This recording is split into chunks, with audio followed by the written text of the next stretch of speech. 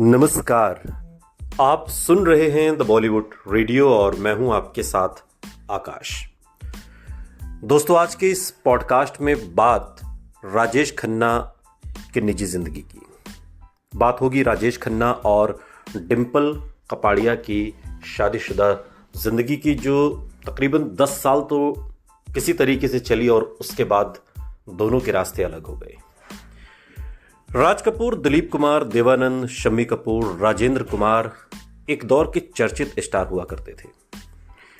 Hindi cinema में उन्होंने एक से बढ़कर एक फिल्में दी। दिग्गज स्टार्स का ये वो दौर रहा जब नए सितारे को अपने पैर जमाने के लिए बहुत मेहनत करनी पड़ रही थी।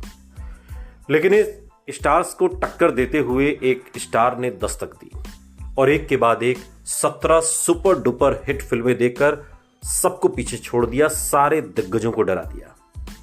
हम सभी जानते हैं ये स्टार बॉलीवुड के पहले सुपरस्टार राजेश खन्ना की बात हो रही है। राजेश खन्ना बॉलीवुड में एक खास मुकाम पाने में सफल रहे, लेकिन उनकी निजी जिंदगी, उनकी पत्नी डिंपल कपाड़िया के साथ वो खास रिश्ता नहीं बना सके। राजेश खन्ना से जो परिचित हैं उन्हें अक्सर कहते सुना कि उनकी एक दिक्कत रही कि वो दिल की बात खुलकर नहीं कहते। अपनी पत्नी डिंपल कपाड़िया से भी नहीं।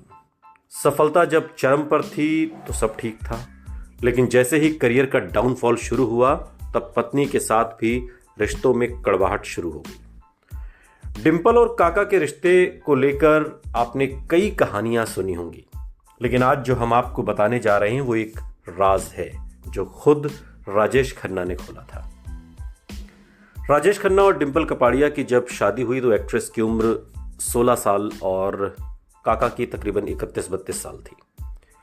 राजेश खन्ना ने एक्ट्रेस से शादी क्यों की और कैसे फिर दोनों के रिश्ते में दरार आ गई, इसका खुलासा राजेश खन्ना ने सालों पहले स्टारडस्ट मैगजीन को दिए अपने एक इंटरव्यू में किया था। और उसी इंटरव्यू के हवाले से आज के इस पॉडकास्ट में हम आपको राजेश खन्ना और उनकी निजी जिंदगी की वो कहानी सुनाने जा रहे हैं, वो राज बताने जा रहे हैं जो खुद काका ने अपने शब्दों में बयां किया था। राजेश खन्ना से जब उम्र के बड़े फासले के साथ डिंपल कपाड़िया का हाथ थामने को लेकर सवाल किया गया तो उन्होंने कहा कि मैंने डिंपल से सिर्फ इसलिए शादी की ताकि मैं अंजू महेंद्रू को अपने सिस्टम से अलग कर सकूं।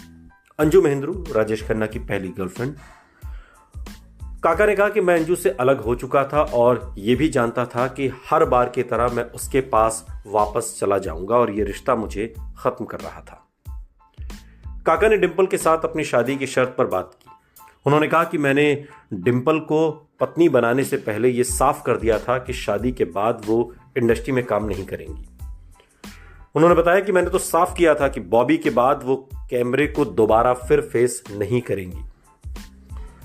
काका ने कहा कि मुझे डिंपल के शब्द आज भी याद हैं। उन्होंने कहा था कि मैंने राज कपूर के साथ काम कर लिया, सुपरस्टार राजेश खन्ना मेरे पति हैं, मुझे और क्या चाहिए। राजेश खन्ना ने शादी के दिनों को याद करते हुए कहा कि शुरुआती दिन अच्छे थे, हम दोनों इस रिश्ते के लिए कोशिश कर रहे थे क्योंकि दोनों इस बात को समझ रहे थे कि शादी के बाद प्यार को और बढ़ाना है। लेकिन फिर अचानक सब बदल गया। शादी के बाद एक दिन उन्होंने कहा कि मैं खुश नहीं हूं, मुझे अनदेखा किया जा रहा है। उन्होंने कहानी बनानी शुरू कर दी। राजेश खन्ना कहते हैं कि डिंपल ने कहना शुरू कर दिया कि मेरे काम, मेरे डायरेक्टर्स, को स्टार्स सभी से नफरत है। लेकिन आज वहीं उन लोगों के साथ काम कर रही है, उनसे प्यार कर रही है और ऐसा लगता है कि जैसे कुछ कहा वो सब कुछ वो भूल गई जो कुछ कहा पहले। राजेश खन्ना ने इस इंटरव्यू के दौरान कहा कि वो बहुत मूर्ख थी। उसे लगने लगा था कि रिंकी के जन्म के बाद मैंने उससे प्यार करना बंद कर दिया है। उसे लगने लगा था कि मैं ट्विंकल के बाद दूसरी संतान के रूप में बेटे को ही चाहता था। उन्होंने कहा कि मुझे इस रिश्ते से तब भी उम्मीद थी, लेकिन जिस दिन डिंपल ने मुझसे कहा कि मैं दोबारा से काम करना चाहती हूं, उस दिन सब कुछ खत्म हो गया। राजेश खन्ना ने इस इंटरव्यू में स्वीकार किया कि हाँ, मैं असभ्य और मतलबी था, लेकिन मुझे उम्मीद थी कि वो अपने वादे का सम्मान करेंगी। मैंने उनसे दो टूक कहा कि मैं उन्हें अपने कार्टर रोड स्थित घर आशीर्वाद में कभी मेकअप नहीं करने दूंगा। श्रीमती राजेश खन्ना कभी फिल्मों में काम नहीं करेंगी। इसके लिए उन्हें अपने जुहू स्थित घर वापस जाना होगा। राजेश खन्ना ने कहा कि लानत है, अगर मुझे पत्नी के रूप में एक एक्ट्रेस चाहिए होती तो मैं किसी भी टॉप एक्ट्रेस से शादी कर सकता था। मैं डिंपल को ड्राइंग रूम की गुड़िया नहीं बल्कि एक पत्नी बनाना चाहता था।